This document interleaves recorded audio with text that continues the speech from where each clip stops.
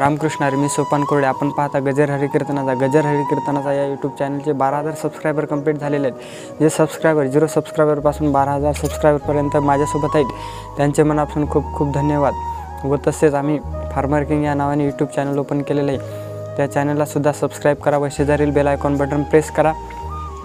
त्या चॅनलची लिंक आम्ही डिस्क्रिप्शनमध्ये दिलेली आहे. त्या लिंकला क्लिक करा आणि चॅनलला सबस्क्राईब करा. धन्यवाद.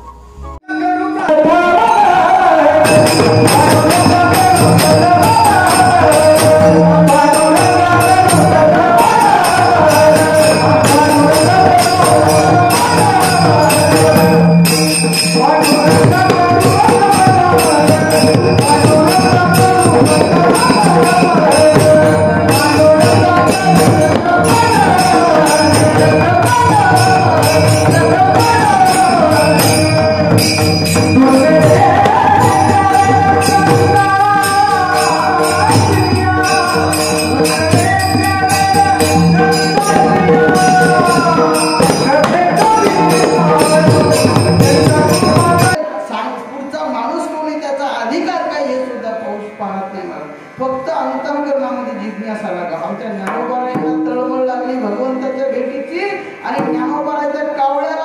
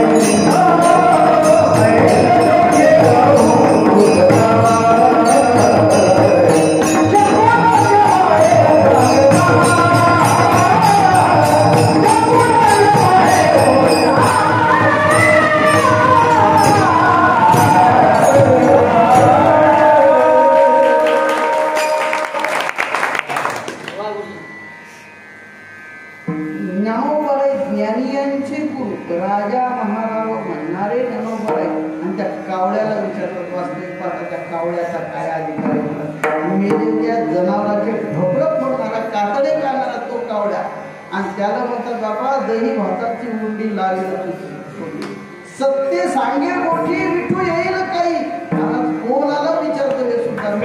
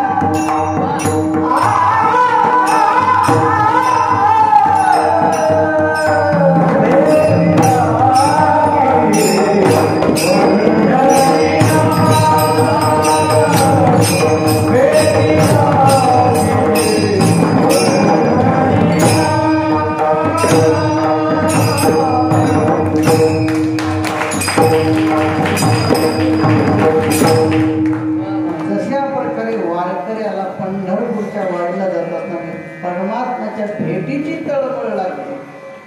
तशा प्रकारे नारदजींना संतांचा महिमा जाणण्याची तळमळ लागली. तेव्हा सांगतात देवा अहो सांगा ना संत कशामुळे संतांचा महिमा सांगा ना. देव म्हटले प्लीज एवढ्या वेळेस तुम्ही काय करा जात नाही. तो पोपट तुम्हाला संतांचा महिमा सांगेल. पोपटाकडे गेले सांगितलं राधे राधे पोपट दादा अहो देवाने तुमच्याकडे मला पाठवलेले संतांचा महिमा सांगा. तुम्ही सांगणार. त्याने सुद्धा 3दा नमस्कार केला देह सोडला. तेव्हा अहो तो प्रचार केला ज्यांना मी संतांचा महिमा विचारतो तो आपला प्राण सोडून देतो. देवा सांगा ना संतांचा महिमा. तुम्ही टाइमपास काय करता. म्हणजे बस फक्त एकदा तुम्ही माझ्यासाठी काय करा. आणखी सध्या मला वेळ नाही. आणखी 1 वर्ष नाही. याच दिवशी याच वेळेला याच तारखेला या. पुन्हा नारद आले. महाराज नवसा सयासना म्हातारपणामध्ये ज्ञानोबा वयसेची शेवटी म्हातारपणामध्ये मुलगा झाला राजाला. संततीच नव्हती. काय आनंद महाराज. आणि महाराज त्या ठिकाणी देवाने सांगितलं नारदजी तुम्हाला संतांचा महिमा जाणायचा आहे. हो ना देवा. म्हणून तर एवढे हेलपाटे घालून आलोय. सांगा संतांचा महिमा. त्या राजाच्या इथं 6 महिने झालेले तो मुलगा जन्माला आला. तो 6 महिन्याचा मुलगा तुम्हाला निश्चित संतांचा महिमा सांगेल. म्हणजे देवा आतापर्यंत बरं होतं. त्या किड्याच्या मागं CBIने चौकशी केली नाही. तो किडा कशाने मेला, पोपट कशाने मेला, तो सरड्या कशाने मेला. पण नवसा सायाचा म्हातारपणामध्ये झालेला एकुलता एक मुलगा. आणि तो जर आता काय गचकला की मला म्हणे बिना भाड्याच्या खोलीत राहावं लागेल जेलमध्ये. बस तेव्हा असं काय करू लागले सांगा ना संतांचा महिमा. बस एकदा जाणार होते तुम्ही. तुमचं काम झालं. डबल तुम्हाला येरझाड करवणार नाही. नाईला झाला अंतःकरणातली तळमळ आहे. नारदजी गेले. राजा चेतन राजाला एक आनंद झाला. खाली संतासी आसने पूजा करी गाया वाचा म्हणे एका जना धनी जाणे इच्छिते पूर्वे. साव नारदजी तुम्हा संतांच्या साधू संतांच्या आशीर्वादाने म्हातारपणामध्ये आम्हाला संतती झाली तर मुलगा झाला. त्या आशीर्वाद लगेच नारदीच्या मांडीवर. आता नारदीच्या अंतःकरणात ही इच्छा होती की हा संतांचा महिमा सांगणारे देवाने मला पाठवले. याच्याकडून मला संतांचा महिमा जाणण्यास मिळणारे ऐकायला. म्हणून नारद याने मांडीवर दिला आशीर्वाद दिला. आम्ही स्वतः तुमच्यासाठी स्वयंपाक पाणी करतो. राजा राणी गेले. नौकर चाकर बाजूला ठेवले. नारदीने इकडे तिकडे पाहिलं कोणीच नाही. आणि हळूच विचारलं अरे बाळा तुला असं संतांचा महिमा सांगायचं सांग म्हणून. महाराज ते बाळा हसायला नारदजी आधीच घाबरलेले. म्हणतो काय म्हणतो काय आजपर्यंत त्याला संतांचा महिमा विचारला तो सांगायला उरला नाही. घेत नाही म्हणतात ते तो सांगायला उरला नाही. हा बी जातो काय त्याच्यात हसताना पाहिलं घाबरले. नारदजी लट जातो की काय राजाच्या तावडीतून आपली सुटका नाही म्हणे. आता एवढ्यात पाहिजे तो मांडीवरचा मुलगा हसू लागला. 6 महिन्याचा मुलगा हसू लागला.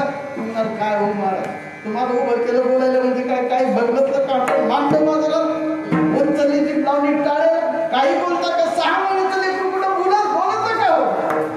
मला सांगायचं ते मांडीवर कोणाच्या होते त्याला प्रश्न कोणी केला. एका संतांनी प्रश्न केलाय. नारदजी हे संत आहेत आणि त्यांनी प्रश्न केलेला आहे. रेडा वेद बोलतो का नाही ना महाराज. बोलवणारे ज्ञानोबा राय होते आणि त्यांनी हो मैशी पुत्रामुखे बोलवणे श्रुती चालवणे भिंती वैश्वर्या. बोलवणारे ज्ञानोबा राय होते. चालवणारे भिंत ज्ञानोबा राय होते. म्हणून भिंत चालली म्हणून रेडा बोलला. तसं नारदजीने प्रश्न केला अरे बाबा तुला संतांचा म्हणून सांगता तुला सांग मरू नको. आणि तो मुलगा बोलायला लागला संत नारदजी महाराज तुम्हाला संतांचा महिमा कळाला. अरे म्हणे सांगितलं तर कळाल ना. सांगितलं नाही कसं काय कळाल मला संतांचा महिमा. तो मुलगा नारदजी कधीच मी तुम्हाला संतांचा महिमा सांगितलं तुम्हाला कळालं नाही. अरे म्हणे तुझी माझी पहिल्यांदा भेट. बरं तुला जन्माला 6 महिने झाले आणि कधी सांगितलं रे संतांचा महिमा. खोटं बोलतो का म्हणजे अहो नारदजी खरंच तुम्हाला संतांचा महिमा सांगितला. पहिल्या जन्मामध्ये म्हणजे मी गटारीतला किडा होतो. सगळ्या म्हणे गावचं गटार मसाला तिथं येत होता त्याच्यात किडा होतो म्हणे मी. पण तुमचं दर्शन झालं. तुम्ही मला संतांचा महिमा विचारण्याच्या निमित्ताने दर्शन दिलं. मी तुम्हाला नमस्कार केला. परिणाम त्या योनीतून माझी मुक्तता झाली. तुमच्या दर्शनाने मला माझी ऊर्ध्वगती झाली. गुडघे वर झाली आणि अधोगुडघे खाली झाली. मी सरड्या झालो. पुन्हा तिथे आली. तुम्ही संतांचा महिमा विचारला. पुन्हा तुमचं दर्शन झालं संतांचं. त्याही योनीतून माझी मुक्तता झाली. आणखी ऊर्ध्वगती प्राप्त झाली. मी पोपट झालो, तोता झालो, सुख झालो, राघव झालो. तिथंही तुम्ही संतांचा महिमा विचारला मला आणि तुमच्या दर्शनाचा परिणाम त्याही योनीतून माझी ताबडतोब दर्शनाने मुक्तता झाली. देव दुर्लभ असा मनुष्य देव मला प्राप्त झाला. कशामुळे? तुमच्या दर्शनाचा हा महिमा आहे नारदजी. मला सांगायचं माझा क्वेश्चन हा आहे, देवाला जर संतांचा महिमा सांगता येत असता तर नारदजीला एवढे हेलपाटे घालायला लावले असते का देवानी? नाही. म्हणून संतांचा महिमा जर जाणायचा असेल तर संतच लागतात. भक्ताचा महिमा भक्ताची जाणती किंवा संतांचा महिमा संतची जाणती. दुर्लभ त्या गती अनेकासी शाब्दिकाचे काम नाही असतो. संताचा भक्ताचा महिमा जाणतात. म्हणून संत तुकोबा आहे. संतांचा महिमा त्या अभंगातून सांगतात.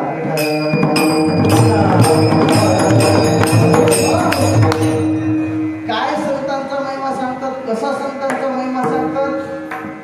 जशा प्रकारे संतांनी देवाचा महिमा सांगितला तशा प्रकारे संतांनी संतांचा महिमा सांगितला. संतांनी देवाच्या नामाचा महिमा सांगितला. पहा, सर्व संतांनी देवाच्या नामाचा महिमा सांगितला. ज्ञानोबा हरिपाठामध्ये म्हणतात, बाबा त्या हरीचं जर आपण मुखाने नामचिंतन केलं ना, हरी हरी म्हटलं तर पुण्य होतं. किती पुण्य होतंय? ज्ञानोबांना त्या पुण्याची गणनाच करता येत नाही. एवढं अगणित पुण्य त्या हरिनाम चिंतनाने प्राप्त होते.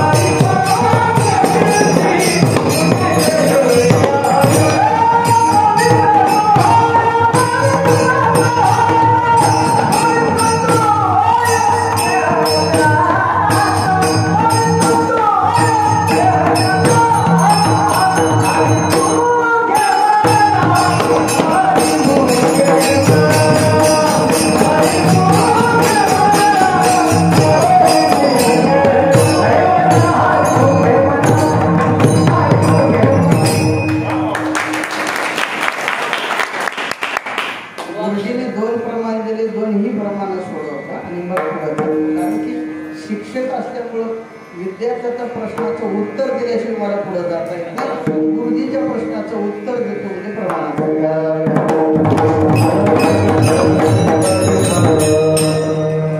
भगवंताचं नाम चिंतन केलं, आपण जर मुखाने हरी हरी म्हटलं तर काय होतं? ज्ञानोबा सांगतात, हरिमुखी म्हणा, हरिमुखी म्हणा, पुण्याची गणना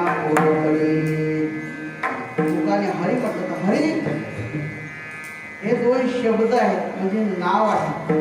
या हरिनामामध्ये हृ हा धातू आहे मराठी. हृहरती म्हणजे हिरावून घेणे, चोरून घेणे. हे हरिनाम चिंतन काय करतंय? आपल्या ठिकाणचं पाप हिरावून घेते आणि त्याच्या मोबदल्यामध्ये पुण्य देते. श्रुती सांगते हे हरिनाम चिंतन काय करते? म्हणजे आपल्या ठिकाणचं पाप हिरावून घेतं. कसं? हरावणे गमच्या स्मरतो नाम हवीर भागम करतो वर्णस्य मे हरिश्रेष्ठ तस्माद हरिराम स्मृतम. पाप हिरावून घेते आणि याच्या मोबदल्यामध्ये काय देते? पुण्य देते. किती पुण्य देते? ज्ञानोबांना त्या पुण्याची गणनाच करता येत नाही, एवढं अगणित पुण्य देते. पुण्याची गणना कोण करेल? म्हणून परत सांगितलं. म्हणून हे हरिनाम चिंतन काय करायचं? या हरीच्या नामाचा पाठ करायचा. हरिपाठ कीर्ती मुखी जरी गाय. हा जर मुखाने जर हरिपाठ जर गायला, हरिपाठ म्हणजे काय? हरीच्या नामाचा पाठ, त्याला काय म्हणतात? हरिपाठ.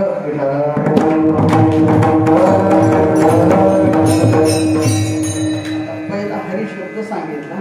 दुसरा शब्द आहे पाठ. कशाचा पाठ? हरीच्या नामाचा पाठ. पाठ शब्दामध्ये पठ हा दाखवाय संस्कृत भंडारकर पहिलं पुस्तक व्याकरणाचा त्याच्यामध्ये हा पठ धातू केलाय. पठ धातूचा अर्थ आहे पठ पठती म्हणजे पढणे, पढणे वाचणे लिहिणे अर्थ झाला. पठ पठती म्हणजे हरीच्या नामाचा काय करायचा पाठ करायचा म्हणजे सतत हरी हरी हरी हरी म्हणायचं, हरीच्या नामाचा पाठ करायचा. आणि या हरीच्या नामाचा पाठ करायचा या हरिपाठात सांगितलं. प्रत्येक अभंग झालं की ध्रुवपद काय हरिमुखे म्हणा हरिमुखी म्हणा पुण्याची गणना कोण करेल. पुण्य होणार बाबा म्हणून हरीचं नाव चिंतन करा. हे जर मग आम्ही हरी हरी म्हटलं तर काय होतंय आपला देह काय होतोय हरिपाठ कीर्ती मुख्य जरी गाय पवित्र होईल. मग कितीही अपवित्र देह असो हा अपवित्र देह आहे ज्या जन्माला आलो त्या जन्माचा विकाळ आहे का. बरं जन्माचा विकाळ आहे मरत जाण्याचाही विकाळ आहे. जसा येण्याचा विकाळ आहे तसा जाण्याचा शरीर हे विकाळाचं जाळ आहे. पण आपण जर हरिपाठ म्हणला तर काय होतं देह हरिपाठ कीर्ती मुख्य जरी गाय म्हणून आपण काय केलं पाहिजे भगवंताच्या नामाचा पाठ केला पाहिजे. हरिमुखे म्हणा हरिमुखी म्हणा पुण्याची गणना कोण करेल. नाथ महाराजांचा हरिपाठ घ्या, निवृत्तीनाथांचा हरिपाठ घ्या, तुकोबरायचा नाम त्याही संतांचा हरिपाठ घेतला तर त्याच्यामध्ये हरीच्या नामाचा पाठ केल्यावर फलश्रुती पुण्य सांगितलं. म्हणजे संत महात्माने देवाच्या नामाचा महिमा गायला की बाबा नो देवाचं नामचिंतन घेतल्यानंतर काय फलश्रुती पुण्य. तसं तुकोबरायचं बाबांना तसं देवाचं नामचिंतन घेतल्यानंतर पुण्य प्राप्त होतं. तसं संत सज्जनाचं नामचिंतन घेतल्यानंतर सुद्धा काय प्राप्त होतं पुण्य. हीच गोष्ट अभंगाच्या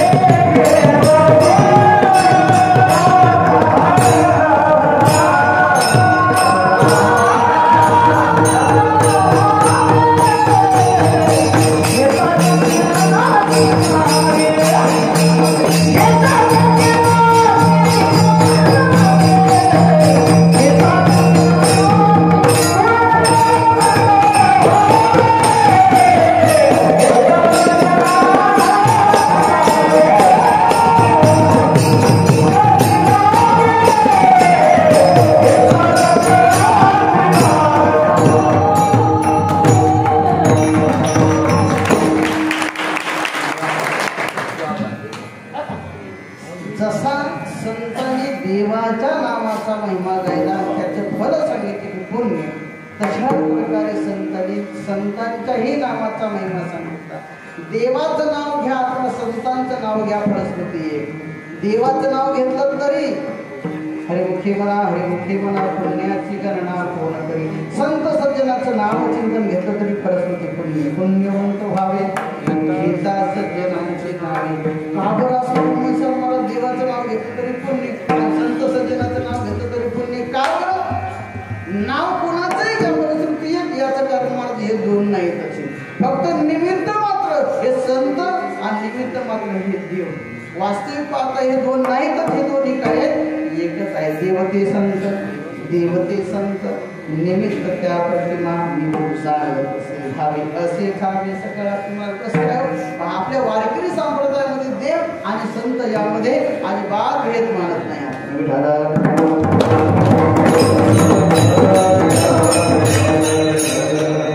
जशा प्रकारे आपण देवाचं नामचिंतन करतो तसं आपण संत सज्जनाचं नामचिंतन करतो. कोणतंही कीर्तन असू द्या नाही तर भजन असू द्या, रामकृष्ण हरी भजनाने सुरुवात करतो आणि उपसंहारामध्ये जे जे ज्ञान भैरवीमध्ये ज्ञानेश्वर माऊली, कीर्तनामध्ये रामकृष्ण हरीने सुरुवात करतो, ज्ञानेश्वर माऊलीने काय म्हणजे देवाचं नामचिंतन घेतो तसं संत सज्जनाचं नाम घेतो. जसे देवाचे मंदिर आहेत पांढरीनाथाचे, तशाच प्रकारे हनुमंतराचे गावोगावी मंदिर आहेत.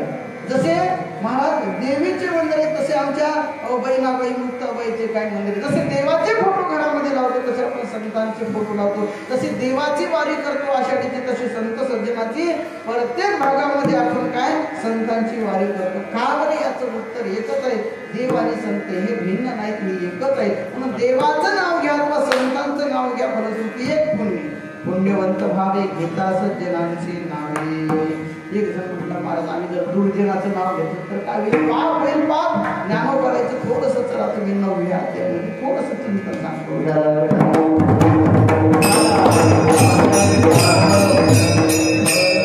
श्रीमद भगवद्गीतेमध्ये भगवान परमात्म्याने अनेक ठिकाणी अभक्ताचं चिंतन केलेलं आहे.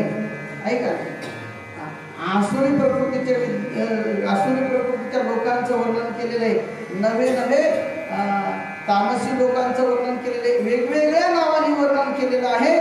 आणि वर्णन केलं असताना पुन्हा संत सज्जनाचं वर्णन केलेलं आहे. चला अनेक पाहतो.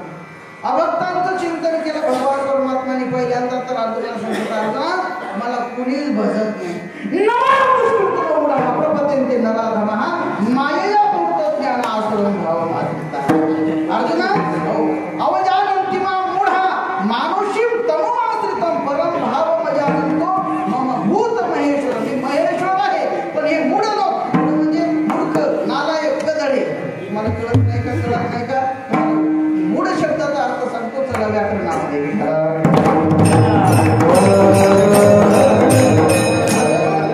भक्ती करत नाहीत अशा माणसाला शिवी दिली. शिवी शिवी काय म्हणतात, नमाम दुष्कृतम मुडा. हा मूळ शब्दामध्ये मोह हा धातू आहे.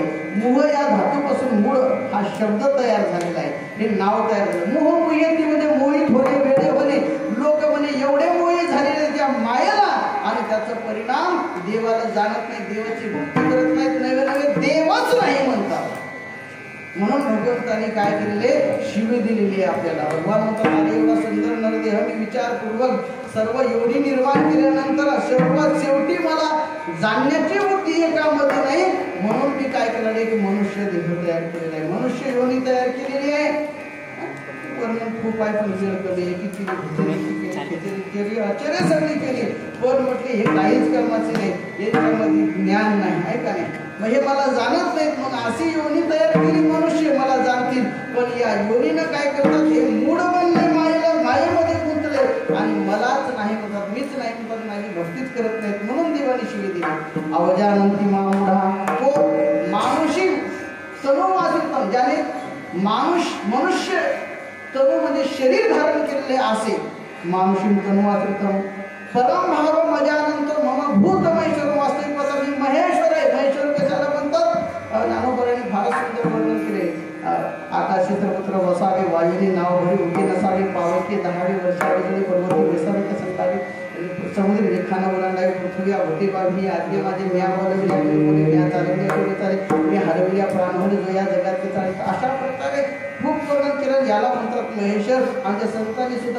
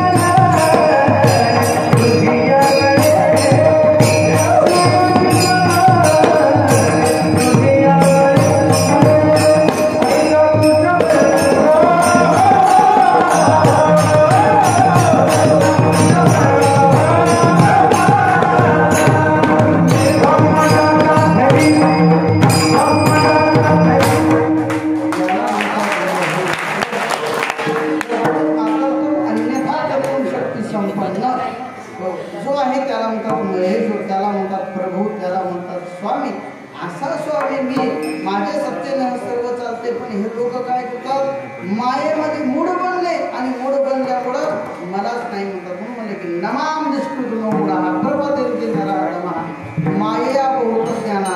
बरं ठीक आहे, माझी भक्ती न करू द्या म्हटली, मायेमध्ये गुंतू द्या, माझं नाही भजन केलं तर चालेल. पण हे लोक काय भजन तर चांगलं करत नाहीत, पण हे कसे झाले म्हणते आसुरम भावमाश्रिता. हे आसुरी झालेले आहेत. आसुरी, आसुरी म्हणजे तुम्हाला महाराज आसुर म्हणजे देव धर्म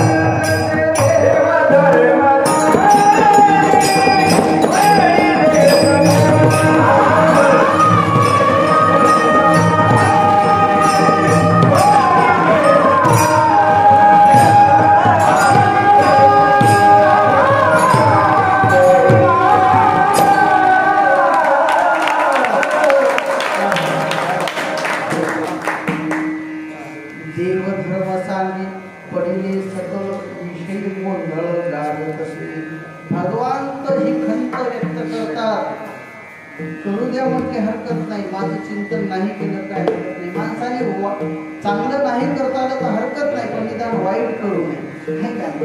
पण हे चांगलं तर करत नाही न हरकत नाही, पण हे वाईट केल्याशिवाय राहत नाही. वाईट काय करतो, आश्रम भाव मात्रता हे काय करतात, तुला खाऊ नये ते खातात, पिऊ नये ते पितात, काय हरकत नाही. पण हे लोक राक्षसी वृत्तीचे झालेले आहेत म्हणे. राक्षस म्हणजे जे जीव भक्षक आहेत त्यालाच शास्त्रामध्ये राक्षस म्हणतात. हे माझ्या समोर कोंबड्याने बकरे कापतात आणि म्हणतात नाही हो आमच्या देवीला लागतंय, आमच्या देवालाच लागतंय कोंबडं बकरं. मला सांगा भगवंत हीच खंत व्यक्त करतात, बाबा तुम्हाला काय नाही चांगलं करतात तर करून माझ्या पुढे कोंबडे बकरे कापतात. खरं तर देवाला जर कोंबडे बकरे लागत असते तर सुभाषितकार सांगतात बाबा देवाला जर खरंच मांस मटण लागत असतं तर देवाला कोंबडं बकरच का असा दुर्लभाचा घात का देऊ नकोय. देवाला जर मांस मटण पाहिजे ना तर मग कोंबडं बकरं कंटाळा येत नसेल का. आपल्याला समजा रोज पिठला भाकर म्हणजे सगळं पिठलं भाकर खाऊ खाऊ सगळं माझं मन उठलं, पण आता पिठलं भाकर नको. हे जसं आता म्हणजे आता काही भजी म्हणजे काही ते चांगलं तुमचं खायला पाहिजे आपल्याला असं वाटतं का नाही. हो तसं देवाला वाटत नसेल का कोंबडं बकरं काहीतरी नवीन आयटम पाहिजे. तसं सुभाषितकार बोलतात बाबांना देवाला जर खरंच मांस मटण लागत असतं तर देवाने काय कधी घोडा मागायचा होता, हत्ती मागायचा होता, वाघ मागायचा होता. पण देव हे मागत नाही आणि देव तुमचा दुर्लभाचा घात मागतो. सुभाषित तुम्हाला सुभाषित सांगतो. अश्वम नैव गजम नैव व्याघ्रम नैव च नैव च. मग देवा तुम्हाला काय पाहिजे म्हणजे आजा पुत्री बलिंद त्या देवदुर्लभ भगात का असं कोणता देव आहे. अश्वम नैव, अश्व नको म्हणतो. अश्व म्हणजे घोडा, नैव म्हणजे नाही. का नाही म्हणतो बाबा. अरे घोडा आता वरातील मिळत नवर देवाला. त्याला सांगितलं बाबा तुला 11,000 घे. ते म्हणते 31,000 असतात ते येतो मी. घोडा मिळाला म्हणून लोक फोर व्हीलर मध्ये वरात काढू लागले. आणि मग म्हणून लोक म्हणतात बाबा अश्व नैव म्हणजे अश्व नको. मग देवा तुम्हाला काय पाहिजे. गज पाहिजे का. गज, गज म्हणजे हत्ती. हत्ती तर नको म्हणते. गजव नैव, तुमचा देव हत्ती मागत नाही. मग देवा तुम्हाला काय वाघ पाहिजे का. वाघ, वाघ तर नको नको म्हणतो. व्याघ्र नाही बचे का. एक बच्च नाश्त्यावारी जाईल ना हो. मग देवा तुम्हाला काय पाहिजे म्हणजे आजाम पुत्री बजीम दते. आज म्हणजे काय. शेळीचं पिल्लू बोकड. मला सांगायचं देवाला मांस मटण लागत नाही. पण हे लोक महाराज देवाच्या नावावर मांस मटण खाऊ लागलेले आहेत. फुकट खायला मिळते. लोक कोंबडे बकरे कापतात. मग देवाच्या समोर कोंबडे बकरे कापू लागले. देवाने हेच खंत व्यक्त केली बाबा तुम्हाला पुण्य नाही करता आलं नको करू. तुम्हाला पण निदान पाप तरी करू नका ना. आमच्या समोर आमच्या नावावर तरी कापू नका ना. म्हणून भगवान म्हणतात माया बहुत ज्ञाना आसुर यायचे भाव कसे झालेले म्हणे. आसुरी माझ्या समोर कोंबडे बकरे कापू लागले. म्हणून देव आपल्याला शिवी देतात.